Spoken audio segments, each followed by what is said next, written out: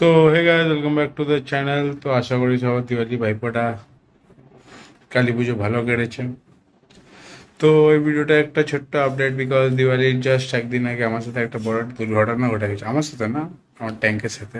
সেটা হচ্ছে, ট্যাঙ্কটা আগের ভিডিওতে দেখিয়েছিলাম যে মাছ মারা গেছে, গোড়ামিগুলো।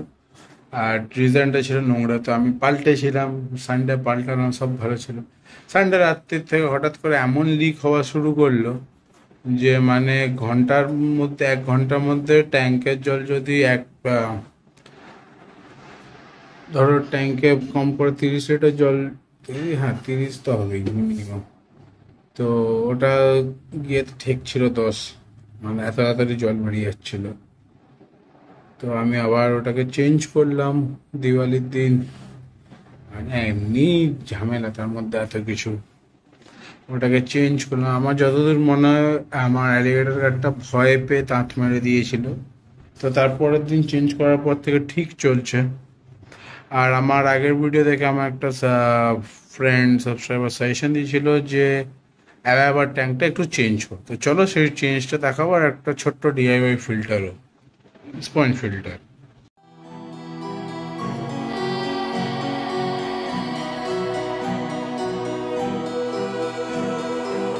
তো এই যে অবস্থাটা দেখছো, অ্যাকচুয়ালি এইটা এমন একটা ফুটো, এটা ফুটো না মানে কেটে গেছিল। কি করে কেটেছে জানি না, 3টে লেয়ার পুরো জলে ভর্তি হয়ে গেছিল। তো এই জন্য মাছগুলো খাওয়া বন্ধ করে দিয়েছিল, জল ঠিক করে পরিষ্কার হচ্ছে না, যার জন্য ঝাঁকটা দেখছো এটা তখনই যখন অ্যামোনিয়া বেড়ে যায়। একমাত্র অ্যালিগেটর গার্ড, সেনেগাল আর রেডটেল খাচ্ছিল, বিকজ ওদের অত প্রবলেম হয় না জল লো থাকলে।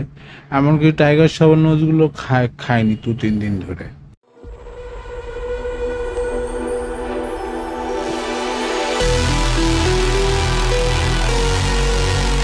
তো ওটার সাথে কি করব তোমাদের পরে জানাই। তো আমি কয়েকটা জিনিস কিনেছিলাম। একটা হচ্ছে টিউব কানেক্টর, যেগুলো তুমি এমনি পেয়ে যাবে, যদি কোনো পুরনো এয়ারস্টোন থাকে ওটা থেকে নিয়ে নিতে পারো। দুটো ভালো টিউব, একটা বড় হাইডিং স্পেস পিভিসি কানেক্টর, এটা 2 ফুট না কিছু একটা ছিল। আর একটা কিছু জিনিস দিয়ে এটার মধ্যে বোতল হোল্ড করতে পারবে। বাচ্চারা প্লিজ একা একা করো না, বড়দের হেল্প নিও।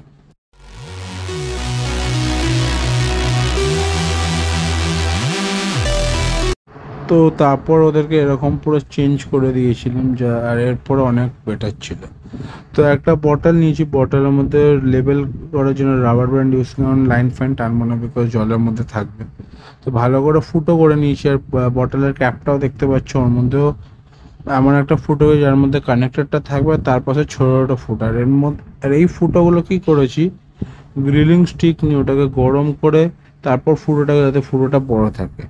তো তারপর আমি এর মধ্যে একটা জিনিস করেছি কি, এই যে জলটা আছে এর মধ্যে অলরেডি পুরোনো স্পঞ্জ কিছু নিগড়েছি, যাতে ওর থেকে যে বেনিফিশিয়াল ব্যাকটেরিয়াগুলো আছে সেগুলো এই স্পঞ্জে চলে আসে।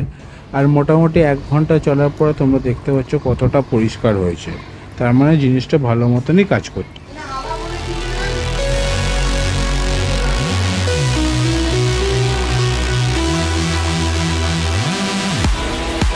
তো এটা দেওয়ার মেন কারণ হচ্ছে অ্যাবা আমার যে মাছটা, সে এখন যে পাওয়ার ফিল্টারের নিচেই লুকিয়ে থাকে, আগের মতন ঘুরে বেড়ায় না।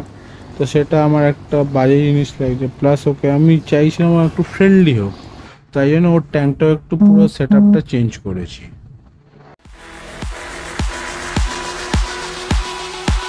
এখন এটা চেঞ্জ করার পরে আমার রেডটেল ক্যাটফিশ, অস্কার, সেনেগাল আর অ্যালিগেটর গার্ড তো খাচ্ছিল, তো ওরা সবাই খাচ্ছে।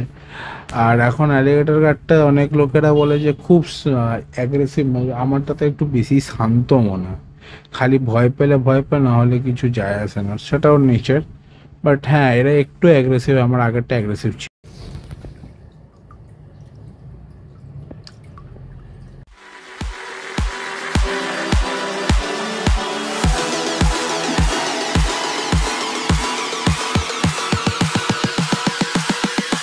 তো আস্তে আস্তে সবাইকে খাইয়ে দিই। আর অস্কারগুলো মাঝে মাঝে একটু কি নাটক করে, কিন্তু হ্যাঁ আবার মাঝে মাঝে এত ফাস্ট যে মানে কি বলবো, সবার মুখ থেকে খাবার ছিনিয়ে পালিয়ে যায়।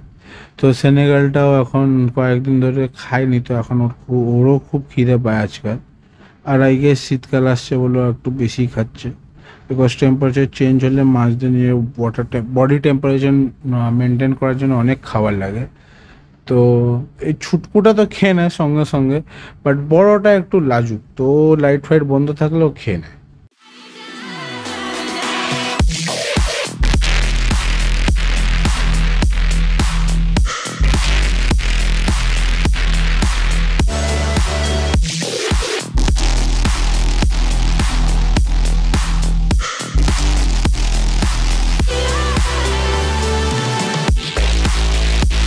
তো এর মধ্যে যে চেঞ্জটা করেছি সেটা হচ্ছে, প্রথমে আমি সব আগের রক স্ট্রাকচারগুলো বার করে নিয়েছি, আর তারপর ফিল্টার সব বার করবো, লাস্টে মাছটাকে বার করব। আর মাছটাকে বার করার আগে আমি একটা বাটির মধ্যে অলরেডি এই পুরনো মানে অ্যাকোয়ারিয়ামের জলটা নিয়ে, যাতে মাছ কোনো শকে না যায়। আর যেহেতু জলটা মোটামুটি পুরো পরিষ্কার, তাই জন্য আমি জল খুব একটা পাল্টাবো না।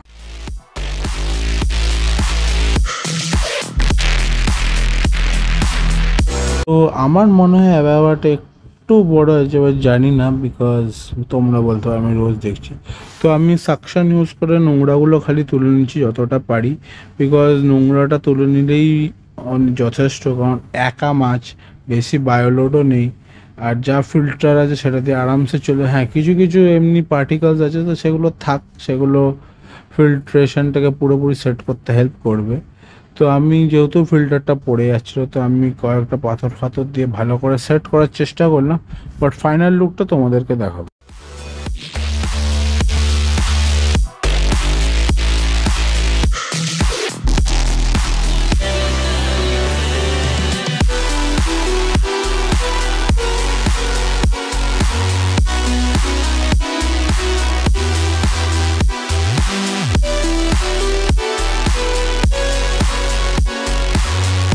বড় পিভিসির কানেক্টরটা ওর মধ্যে ওকে, মানে আমি ট্রাই করবো যে ও এর মধ্যে এসে বসে থাকে, কারণ এমনি ঘুরুক, বাট ওর রেস্টিং প্লেস জন্য এটা, সেটার একটা উপায় হচ্ছে ওই খাবার দিয়ে। আর সেকেন্ড, ও এক্সপ্লোর করতে করতে এখন দেখবো কোন জায়গাটা প্রেফার করো। পাথরটাই প্রেফার করে, যেটা আমি বুঝেছি, বাট এই পাথরগুলো যেহেতু একটু হার্ড স্ট্রাকচার, তো কেটে যেতে পারে। তো আমি পাথরগুলো পুরোপুরি, যেগুলো আগে ফাউন্টেনের মধ্যে ছিল, যখন এর মধ্যে অন্য কমিউনিটি ট্যাঙ্ক ছিল, তো ওই পাথরগুলো ইউজ করার চেষ্টা করো, কারণ ওইগুলো এমনি প্লেন এখন দেখতে পাচ্ছ, তো এগুলো খুব একটা ওর গায়ে হার্ট করবে না। এখন এর মধ্যে ঢুকেছে, বাট ওর পাশের জায়গাটা বেশি প্রেফার করে। তো আমার যে কি বলে আফ্রিকান সিক্লেটগুলো, যেগুলো আমি বাইরে ছেড়েছিলাম, সেগুলো না আমি ভয়তে যে মরে গেছে বা কিছু হয়েছে, বাট আজকে দেখছি কারোর কিচ্ছু হয়নি, সব বিন্দাস ঘুরে বেড়াচ্ছে। এমনকি অন্য মাছ যেগুলো আমার ছিল কমিউনিটি ট্যাঙ্কের, বার্ব আর শার্ক, ওরাও এদের সাথে ঘুরে বেড়ায়। সো আজকে ভিডিওটা কেমন লাগলো বলো, লাইক করো, শেয়ার করো, সাবস্ক্রাইব করো। দেখি এই উইকে গালিব স্ট্রিট যাওয়ার ইচ্ছা আছে, প্রায় 1 মাসের বেশি হয়ে গেছে গালিব স্ট্রিট যাইনি। আর না যাওয়ার কারণ ছিল পুজো, ওই সব করতে করতেই অলমোস্ট 1 মাস কেটে গেছে। এবং গিয়ে দেখি, কারণ কয়েকটা মাছ নেওয়ার খুব ইচ্ছা আছে। একটা মাছ ভোলা আছে, সেটা যদি থাকে সেটাও নিতে যাবো, আর বাকি কয়েকটা মাছও নেব। দেখা যাক, পোড়ামি আর নেবো না, ইচ্ছাও নেই। আমার একটা ভালো অ্যারোয়ানার খোঁজের ইচ্ছা আছে, দেখা যাক, সেটা পরে দেখা যাবে। বাট মেইন যেটা হচ্ছে, একটা আমি বলেছি, এখন ডিসক্লোজ করবো না, দেখা যাক পাই কি না তারপর। তো ভিডিওটা কেমন লাগলো বলো, লাইক করো, শেয়ার করো, সাবস্ক্রাইব করো। আর 500 সাবস্ক্রাইবার করি দেয় বছরের শেষের মধ্যে।